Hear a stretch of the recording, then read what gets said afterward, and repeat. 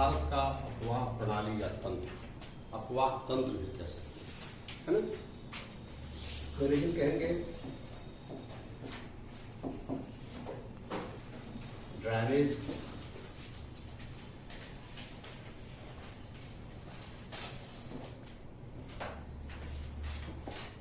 Pattern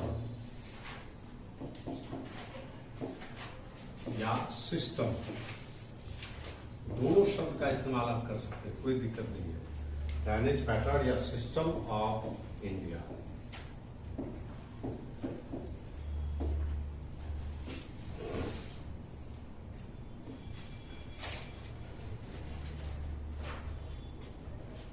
ठीक है।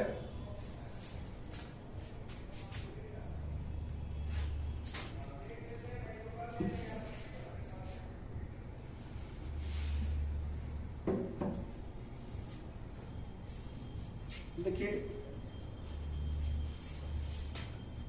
Drainage को हिंदी में अपवाह कहा जाता है। अपवाह अर्थात अपवाह क्या हुआ? धरातल पर जो जल का प्रवाह होता है, वाटर का जो फ्लो होता है, उसको क्या कहते हैं? अपवाह कहते हैं, है ना। और जिस क्षेत्र से वाटर का फ्लो होता है किसी चैनल के रूप में, है ना, चैनल समझते हैं ना, मार्ग, नदी के रूप में, तो उसको हम कहते हैं ड्रेनिंग एरिया कहते हैं, ड्रेनिंग एरिया।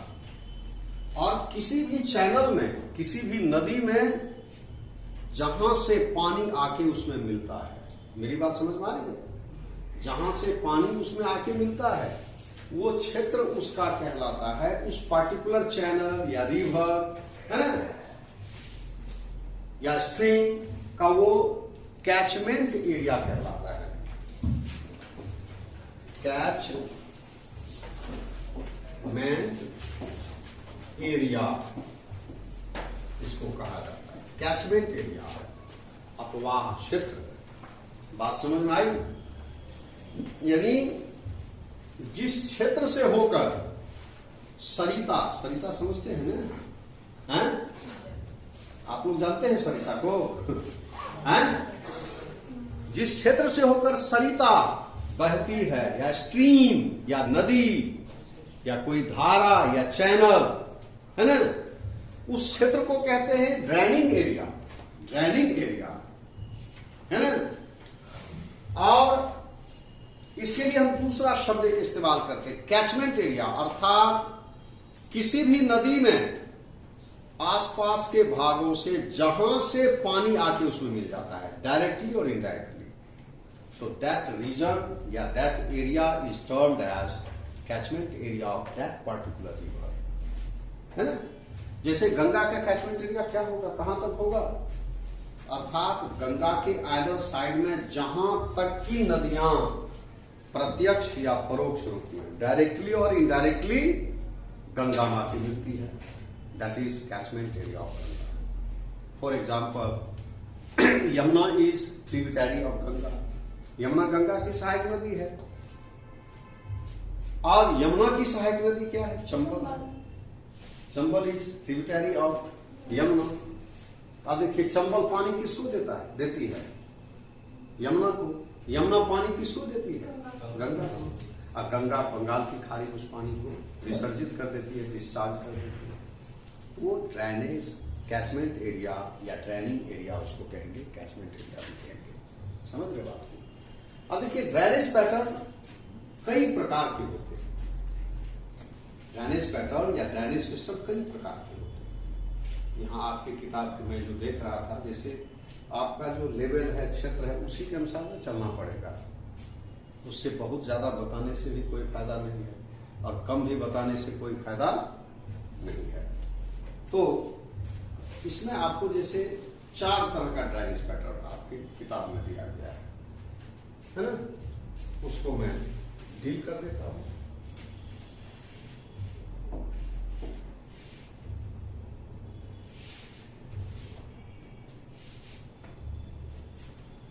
पहला है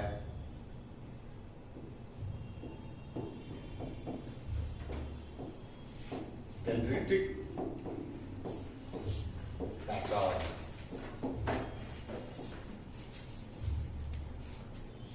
इसको हिंदी में हम क्या कहेंगे?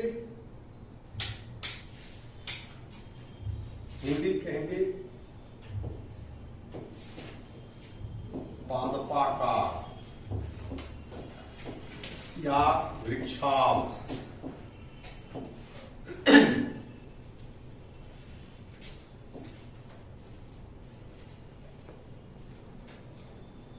इसमें और जोड़िए डेंड्रिटिक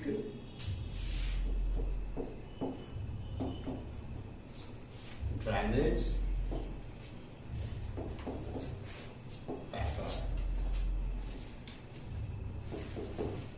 हिंदी में पादपाकार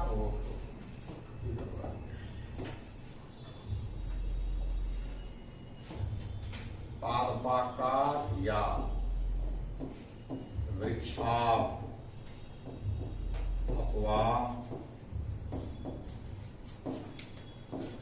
प्रणाली या तंत्र भी कह सकते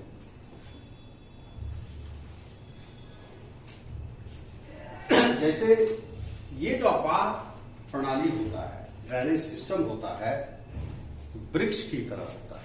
वृक्ष जानते हैं होता क्या है कि छोटी छोटी धारा बड़ी धारा में मिलती जाती है। जैसे कोई एक धारा है, मास्टर स्ट्रीम, नदी। एक बात और, इसको रहने दीजिए। नदी का जो फ्लो होता है सिस्टम के अनुसार, इसीलिए इसको ड्रेनेज सिस्टम या ड्रेनेज पैटर्न कहा जाता है। एक प्रणाली के अंतर्गत होता है। इस प्रणाली में क्या होता है? सबसे पहले मास्टर स्ट्रीम का विकास होता है। मास्टर स्ट्रीम, मुख्य धारा, मुख्य धारा, या आप उसको मुख्य नदी कह सकते हैं। मेन स्ट्रीम, मास्टर स्ट्रीम, है ना। For example Ganga is master stream. और मुख्य धारा के विकास के बाद उसके आइदर साइड में छोटी छोटी धाराएं आके मिलती हैं। तो मास्टर स्ट्रीम के विकास के बाद सहायक धारा का विकास होता है, जिसको ट्रिब्यूटरीज कहा जाता है, सहायक धारा कहा जाता है। बात समझ रहे? तो कभी कभी होता क्या है कि छोटी छोटी धारा, कोई एक छोटी धारा है, जैसे बहुत सारे लोग होते हैं, नहीं देखते सब लोग हैं, उसी में कुछ थोड़ा सा आगे पीछे नहीं होता है कि नेता वाला गुण है तो उसको सब नेता बनाता है ना, और उसको सब सपोर्ट करता है। तो उसी तरह से कोई एक धारा है, अब उस धारा में छोटी छोटी धारा आके उसको प्रमोट कर दिया, आके मिल गया, पानी देना शुरू कर दिया, फिर उसका फ्लो बढ़ता जाएगा और उसमें छोटी छोटी धारा मिलती जाएगी, उसका विकास होता जाएगा। तब कालांतर में क्या होता है? एक वृक्ष की तरह हो जाता है। इस तरह का अपार प्रणाली का उदाहरण अपना उत्तर मैदान में है गंगा। जैसे आप देखिएगा, गौर से देखिएगा,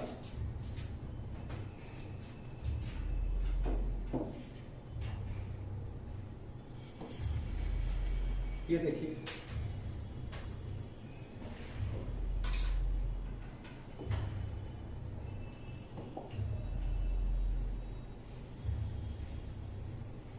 ये है। अब देखिए यहाँ यमुना आके मिल जाते हैं, यहाँ फिर देखिए चंबल मिलती है, रामगंगा है, गोमती है, घाघरा है, गंडक है ना। उसके बाद सोन है, फिर कोसी है, महानंदा है, उसके बाद पुनपुन है, फल्गु है, क्यूल है, इस तरह से, है ना। या ये तो गंगा को में दिखाई, ये देखिए गंगा मास्टर स्ट्रीम, ये छोटी छोटी धारा आके मिलती जाती है। और ये कोसी की भी सहायक धारा है, सभी नदी की सहायक धारा होगी, है ना, छोटी छोटी धाराएं। और इस तरह से कालांतर में यह एक वृक्ष जैसा, अगर आप इसको ऐसे पलट दीजिए तो वृक्ष जैसा नहीं लगता है। इसको सीधा कर देंगे, या इसको हम अगर सीधा स्ट्रेट में दिखाएं,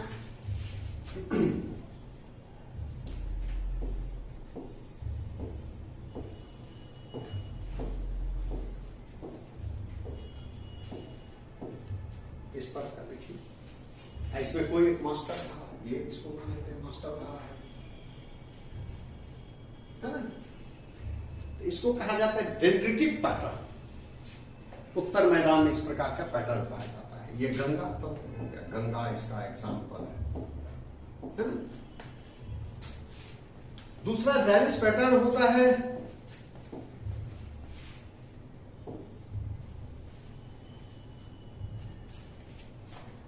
जिसको हम कहते हैं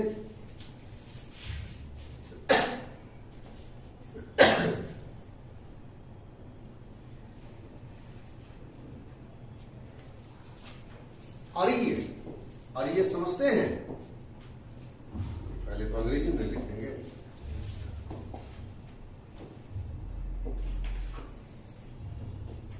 रेडियल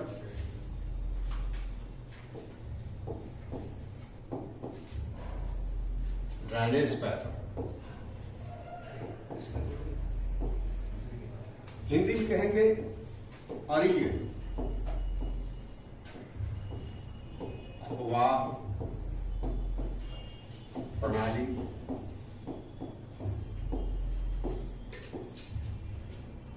अब देखिए इस प्रकार का पैटर्न कहां विकसित होता है? ऊंचे पर्वत या पठारी भागों में। समझ रहे बात को? ऊंचे पर्वत या पठारी भागों में इस तरह का वाह प्रणाली विकसित होता है। समझ रहे? होता क्या है कि जैसे कोई पर्वत है, आप इमेजिन कीजिए पर्वत है, तब पर्वत के ऊपरी भाग से नदियां आती हैं बर्फ के पिघलने से, है ना, और विभिन्न दिशाओं को, पर्वत का 3 डायमेंशनल शेप में होगा, त्रिविमीय विस्तार है। इधर से एक नदियां आई, इस किनारे से आई, इस किनारे से आई, अब बीच बीच में और नदियां हैं जो उसके क्या कहिए स्लोप के अकॉर्डिंग, इक्वल स्लोप के अकॉर्डिंग वो फ्लो करती है। तो ऐसे करके जब विकसित होती है तो लगता है जैसे कि किसी एक पॉइंट पर मीटिंग पॉइंट है, वहां से बाहर निकल रही है। सर नहीं समझे बात? ऊपर उसका मीटिंग पॉइंट है और ऊपर से नीचे निकल रही है। इसको आयताकार है और ये प्रतिरूप कहा जाता है। इस प्रकार का अपवाह प्रणाली पठारी क्षेत्र में ज्यादातर आते थे, जैसे महानदी भी उस क्षेत्र से निकलती है। छोटानागपुर पठार पर इस तरह का अपवाह। अमरकंटक पठार जो है इसका सबसे बेस्ट एग्जाम्पल है। अमरकंटक पठार क्यों? अमरकंटक पठार है मध्य प्रदेश में। इधर देखिएगा नर्मदा ताप्ती जाती है इधर, और सोन आती है इधर, और भी छोटी छोटी नदियां विभिन्न दिशाओं को जाती है ना। इसको आयताकार अपवाह प्रणाली, जैसे इसको अगर हम डायग्राम से दिखाएंगे, ये तो 3 डायमेंशनल तो बनेगा नहीं। अब देखिए, अब 3 डायमेंशनल नहीं बनेगा। अब देखिए, अब इसके किनारे और भी इधर से भी उधर से भी जाएगी, और इसके पैरेलल ऐसे भी धारा विकसित हो जाएगी। ये भी धारा विकसित होगी, है ना, ऐसे विकसित हो गया। फिर ये नीचे की ओर जाएगी तो लगता है कि एक ऊपर में मीटिंग पॉइंट है। जैसे इसको आप अगर सामान्य सतह पर दिखाएं, देखिए ये इधर जा रही है, इधर जा रही है, देख रहे ना, ये इसका डायरेक्शन हो गया, इसका डायरेक्शन है, इसका डायरेक्शन है। और बीच बीच में देखिए ये सब छोटी नदियां हैं,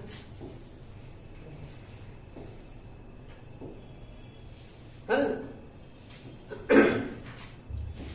अब इसको हम ऐसे दिखा सकते हैं, इसको ऐसे दिखा सकते हैं, ऐसे दिखा सकते हैं। ये इसकी सहायक धारा हो, बात समझ रहे ना। ये जो ऐसे है ये सहायक धारा हो गई, समझ रहे? कुछ सहायक धारा ऐसे भी हो सकती है, कुछ सहायक धारा इस तरह से भी हो, दोनों तरफ से आएगी, है ना, इस तरह से। तो आप अगर गौर से इसको देखिएगा तो लगता है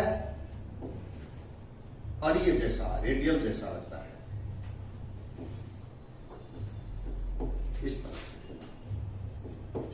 समझ रहे? इसको और बीच में इसको हम पठार मान लें, इसको पठार मान लें या पर्वत मान लें, दोनों हो सकता है। तो ये आयता का, ये अरिय आयता बार बार मेरे दिमाग में आता है। रेडियल पैटर्न इसको कहा जाता है। तो याद रहेगा, एक उदाहरण याद रखिए। एक तो दक्षिणी पठार में इस तरह का पाया जाता है, जैसे छोटानागपुर पठारी क्षेत्र में। उसके बाद फिर आपको दक्षिणी पठार पर अमरकंटक पठार इसका सबसे अच्छा उदाहरण है, जहां पर आप जानते हैं नर्मदा ताप्ती उधर जाती है, सोन नदी इधर आती है ना। तो ये जो है अरिय प्रतिरूप कहलाता है, रेडियल पैटर्न। तीसरा पैटर्न है जिसको हम कहते हैं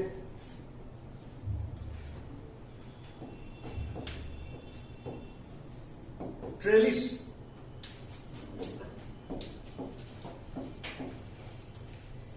ड्रेनेज पैटर्न।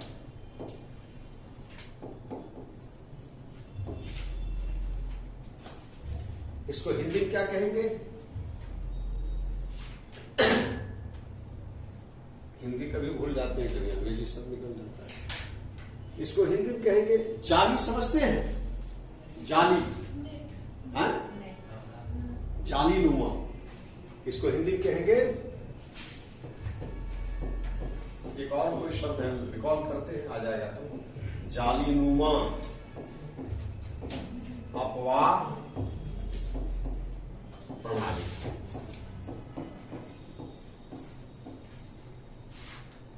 समझ रहे हैं?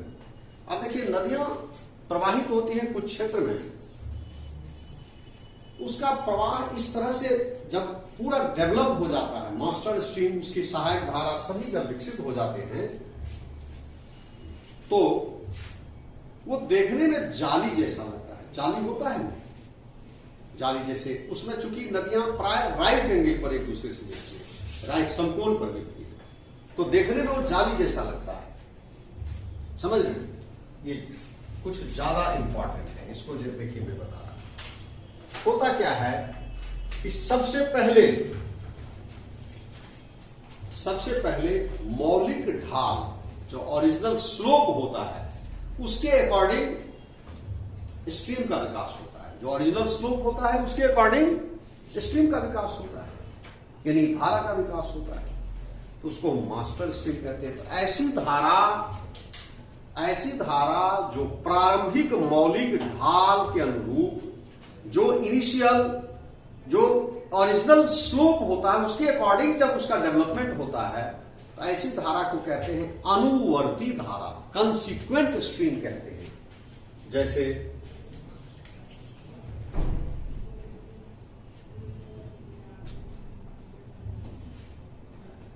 इसको कहते हैं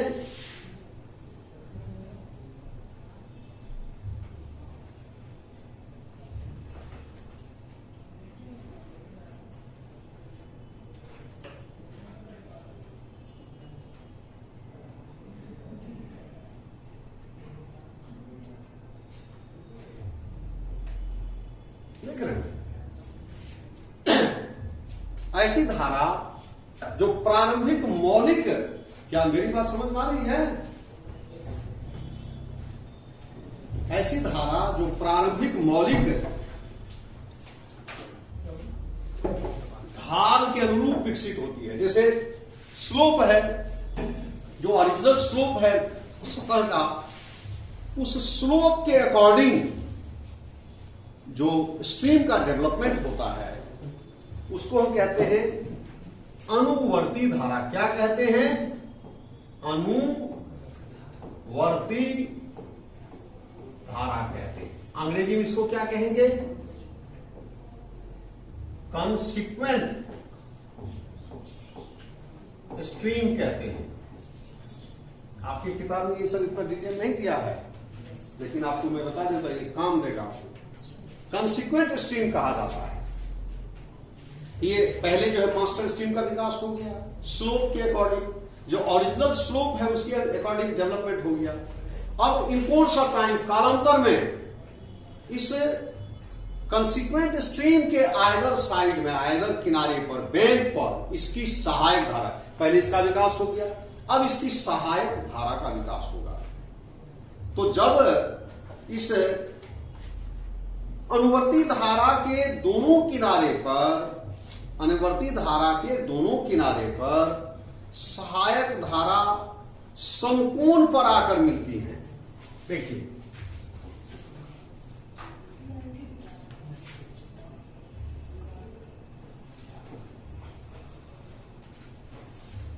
ये हम सहायक धारा को कुछ ज्यादा लंबा कर दिए, कुछ कम कर दिए,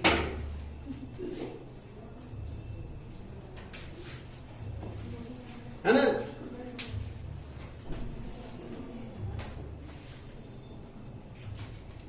अब इसका एरो दिखा दीजिए।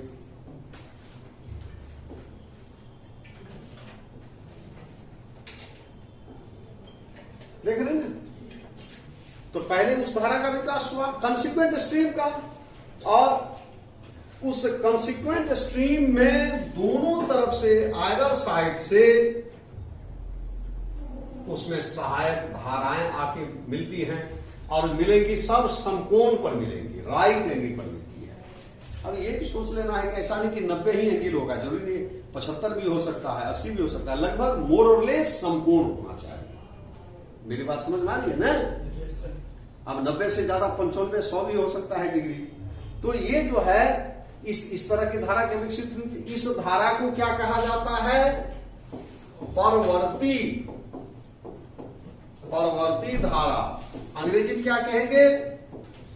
सब सिक्वेंट स्ट्रीम कहा जाता है, परवर्ती धारा कहा जाता है। समझ रहे हैं? अब जब परवर्ती धारा का विकास हो गया तो फिर इस परवर्ती धारा की सहायक धारा का विकास होगा। सहायक धारा का विकास होगा तो कोई भी नदी है तो सहायक धारा तो उसके दोनों तरफ में मिलेगी। अब देखिए, परवर्ती धारा में कुछ नदियां ऐसे आके मिलती हैं, कुछ नदियां ऐसे मिलती हैं, देख रहे ना?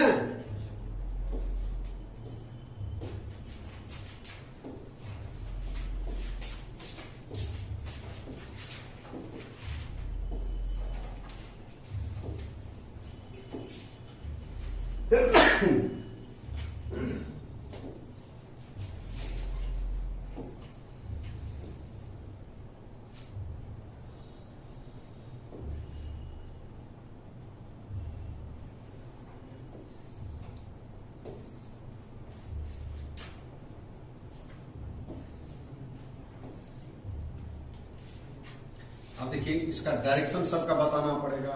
इसका ये डायरेक्शन होगा, इसका ये डायरेक्शन होगा, इसका ये डायरेक्शन होगा,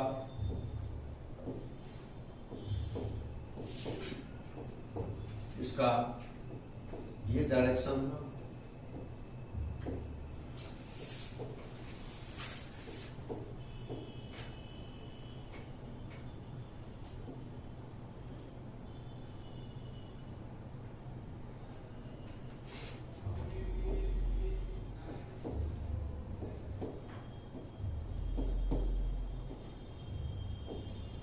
देख रहे हैं?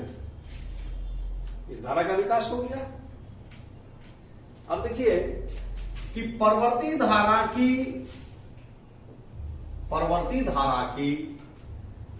धारा में सब्सिक्वेंट समझ गए ना? सब्सिक्वेंट स्ट्रीम ये हुआ है ना, जो मुख्य धारा में, मास्टर स्ट्रीम में, कंसिक्वेंट स्ट्रीम में राइट एंगल पर मिलती है, उसके दोनों तरफ, उसको हम सब्सिक्वेंट रिवर कहते हैं, सब्सिक्वेंट स्ट्रीम कहते हैं।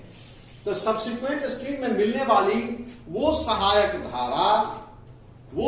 धारा जो मुख्य अनुवर्ती धारा की दिशा के अनुरूप होती है। मेरी बात समझ में आ रही है? जैसे मुख्य धारा का ये डायरेक्शन है, तो अब इस परवर्ती धारा में मिलने वाली वो नदी, जैसे ये है ना, उसके बाद ये जो मुख्य धारा के दिशा के अकॉर्डिंग चलती है, तो इसको कहा जाता है सब कंसिक्वेंट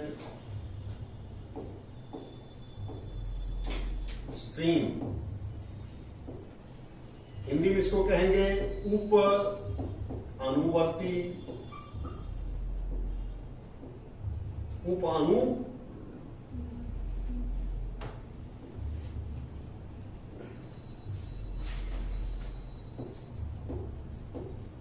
अनुवर्ती धारा। ठीक है?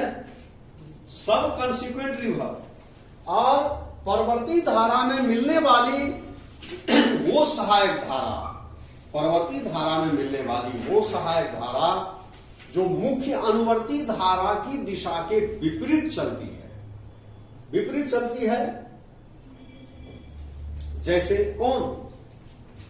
इधर से जो जाती है, मुख्य धारा ऐसे चलती है, इसको क्या कहेंगे? इसको कहेंगे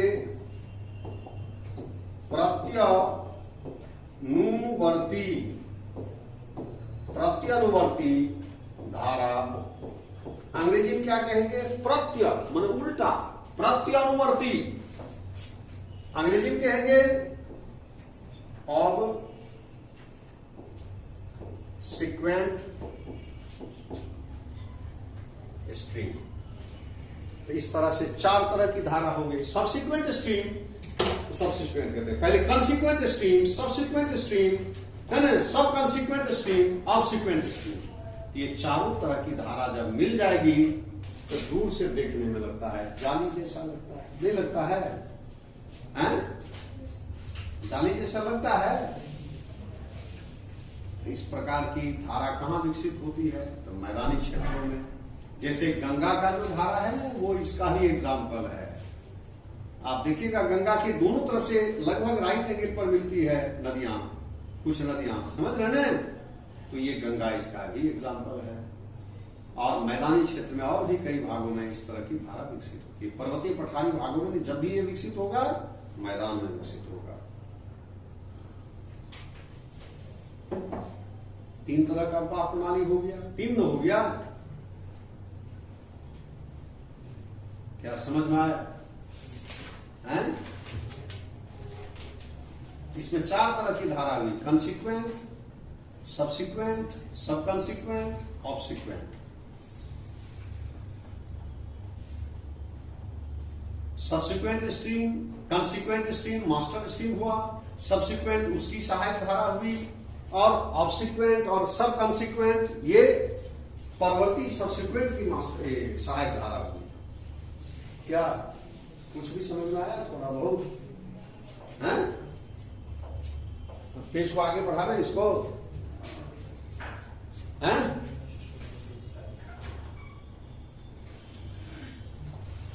आगे बढ़ावे।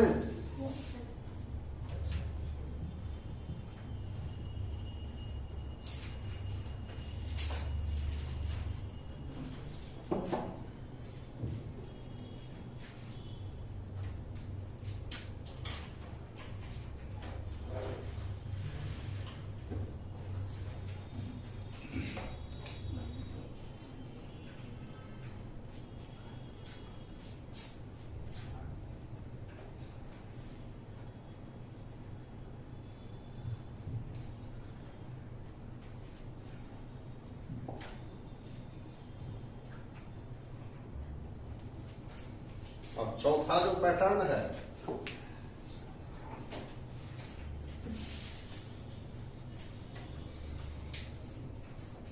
तो मेरे मोबाइल का हाल है। कभी मोबाइल में जो है, जो पेज खुला रहता है वो कुछ नहीं, स्लाइड नहीं होता है, मतलब क्या बार डेड हो जाता है। तो बस एक बार जो है गॉड को स्मरण करते हैं, पॉकेट में वैसे रख लेते हैं, 10 मिनट बाद देखते हैं फिर नॉर्मल हो जाता है। कभी कभी देखते हैं अर्जेंट में कि अब तो गया मोबाइल में, ये डेड हो गया, हैंग कर गया, लेकिन फिर 10-15 मिनट के बाद देखते हैं फिर वो नॉर्मल एकदम आ जाता है। तो अगला है 4 नंबर, यानी वो है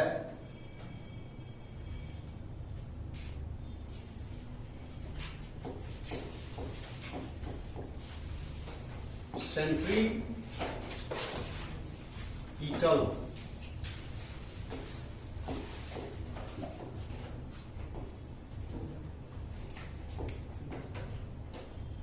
ड्रेनेज पैटर्न।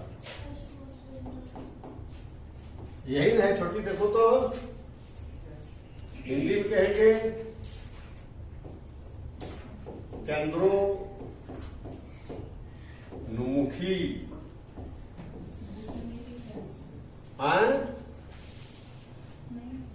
अपवाह प्रणाली।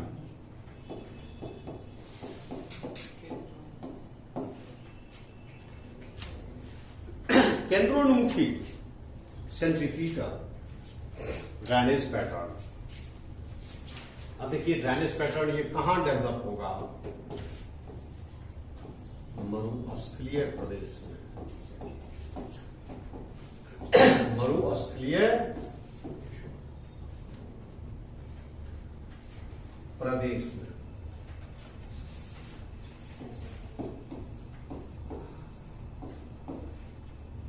डेजर्ट में इस तरह का विकास होता है।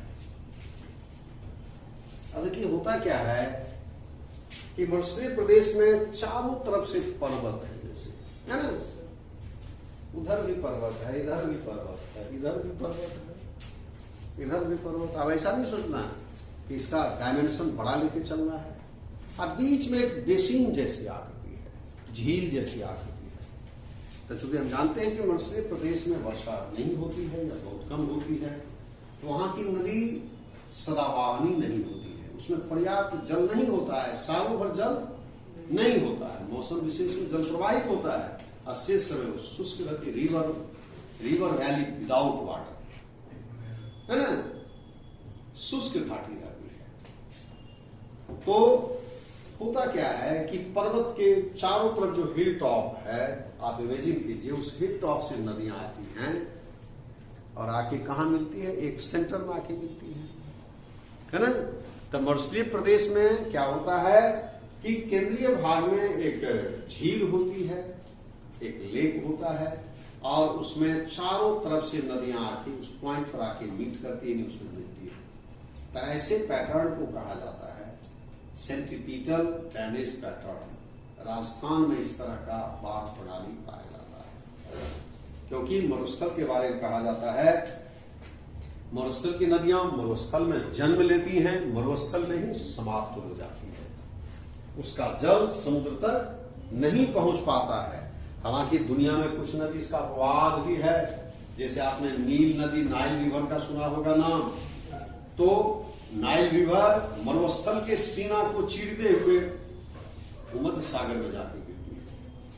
तो ऐसा इसलिए होता है क्योंकि नील नदी का उद्गम स्थल मरुस्थल नहीं है, मरुस्थल के बाहर वो विक्टोरिया झील से निकलती है, अतः उसमें पर्याप्त मात्रा में, प्रचुर मात्रा में पानी रहता है। समझ में बात को? अब आपकी किताब में ये 4 ही ड्रेनेज पैटर्न दिया, ये समझ गए। अब मैं एक और 5वां ड्रेनेज पैटर्न बता रहा हूं जो आपकी परीक्षा में अक्सर पूछा जाता है, अक्सर पूछा जाता है। वो है, पहले तो अंग्रेजी में लिखेंगे, एंटीसीडेंट,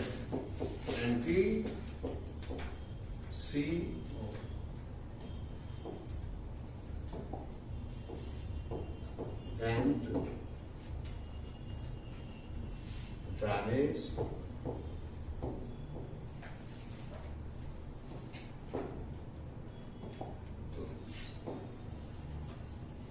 पैटर्न,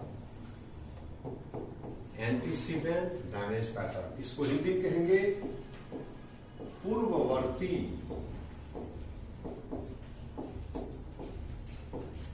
अपवाह प्रणाली।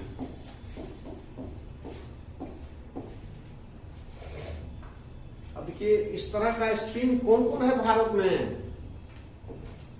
सिंधु जिसको इंडस बोलते हैं, सतलज जिसको सतलज ही बोला जाता है, अरुण कोसी,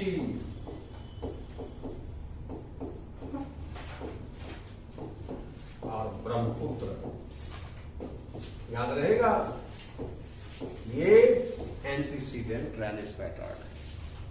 अब ये क्या होता है, इसको पूर्ववर्ती नदियां भी कहा जाता है। पूर्व माने क्या, पहले। कभी कभी क्या होता है,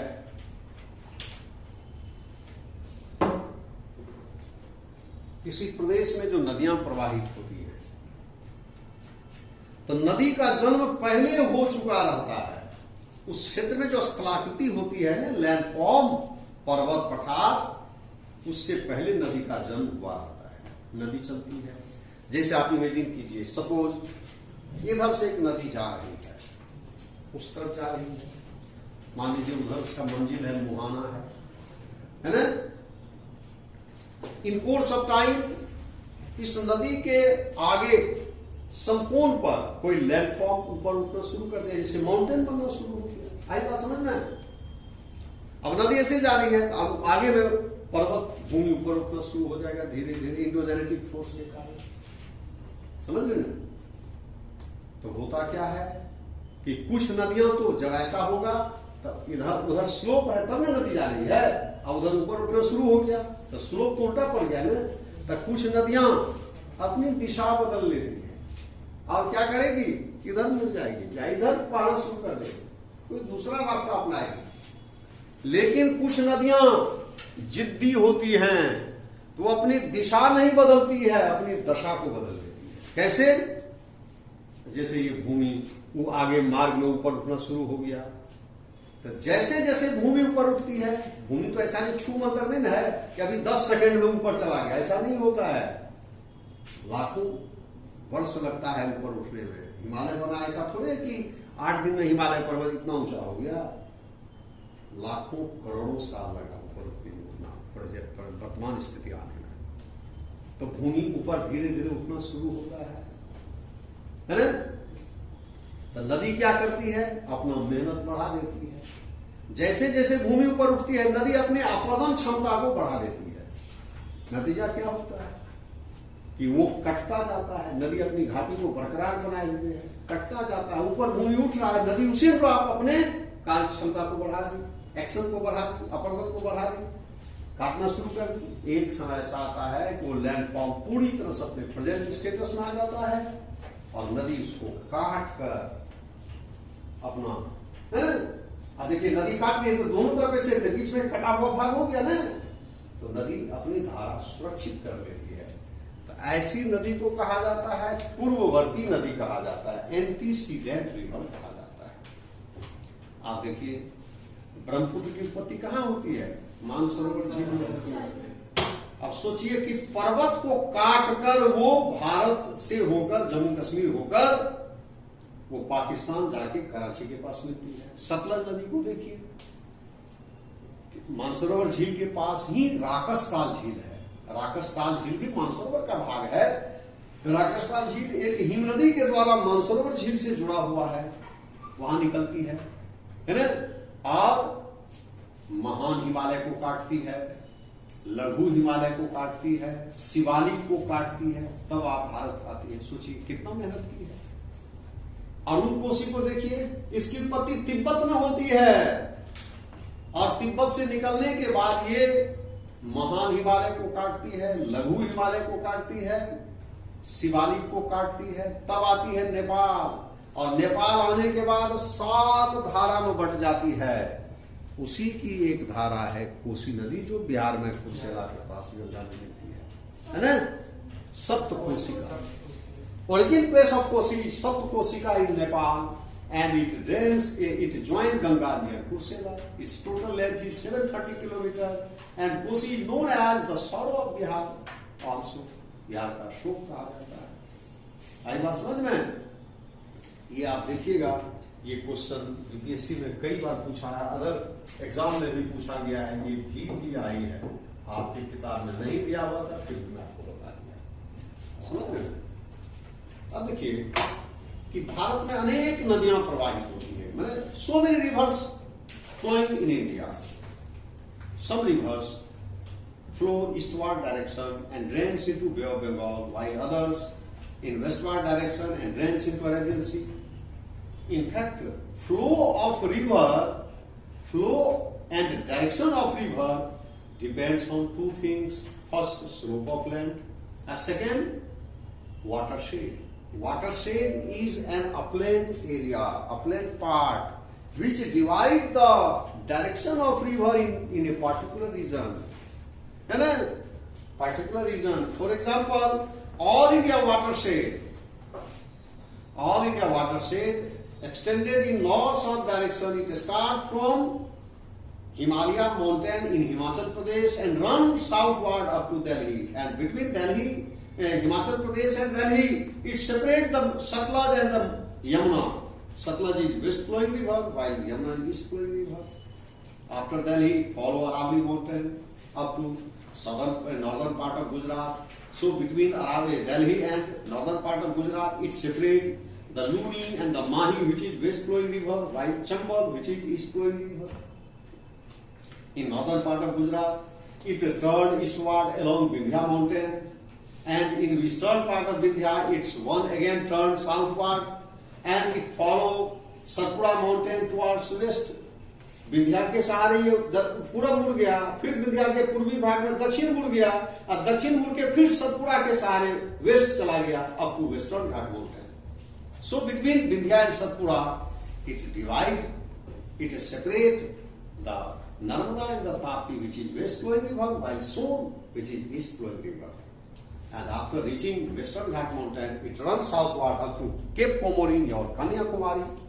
ये जो लाइन खींचेंगे ना, इस तरह का लाइन देखिए आपके किताब में दिया हुआ होगा. मैं अगले दिन बनाऊंगा, एक मानचित्र बनाऊंगा, तब ये कुछ समझ में आएगा. वो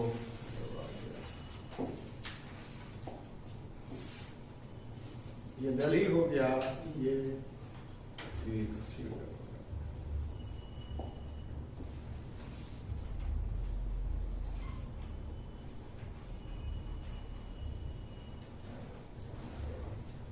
ऐसा इस तरह का लाइन है, देखो किताब में.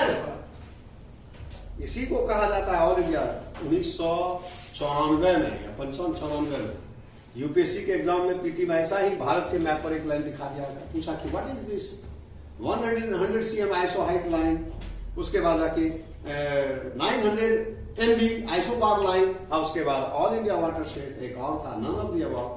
अब देखिए यहाँ पर नर्मदा है, ये ताप्ती है, ये माही है, ये लूनी है, ये चंबल है, ये गंगा है, ये यमुना है, ये सतलज है. ऐसे करके इधर से गोदावरी है, ये सोन है, यहाँ महानदी है. ऐसे करके नदियां जाती है. एक मैं डायग्राम बनाऊंगा, अभी मैं छोड़ देता हूँ अगले दिन, है ना. खाना भी आज नहीं खाया.